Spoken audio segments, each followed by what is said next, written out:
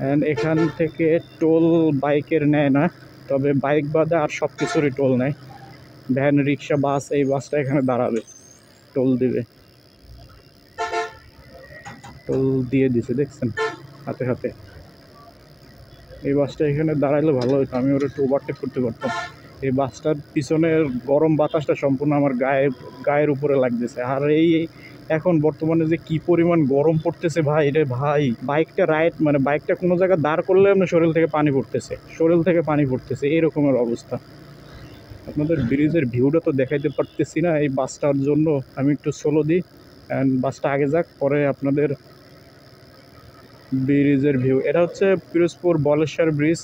And শুক্রবার বেশ ভিড়ভাট্টা থাকে এমনি, আর শুক্রবার ছাড়া এমনি এইসব জায়গায় বেশ ফাঁকা থাকে। শুক্রবারে ভিড়ভাট্টার একটা যথেষ্ট কারণ আছে, সেটা হচ্ছে একটাই, তো অফিস, স্কুল, প্রাইভেট এগুলো ছুটি থাকে, তো সবাই একটু নিজের মতো করে টাইম স্পেন্ড করতে চায়।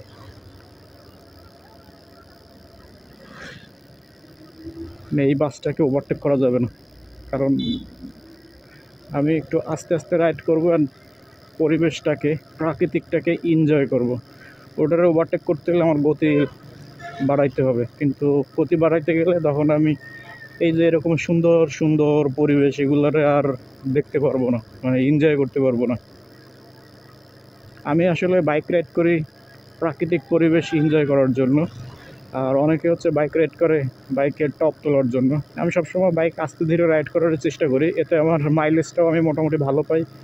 অ্যান্ড এর পাশাপাশি হচ্ছে দেখা যায় যে নিজের নিরাপত্তাটাও নিজের কাছে বজায় থাকে।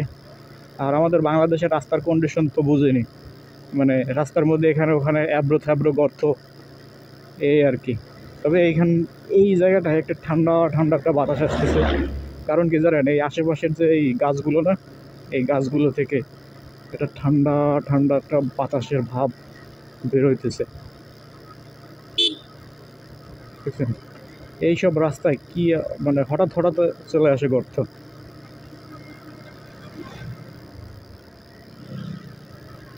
বেলা প্রায় তো শেষের দিকে মনে হয়।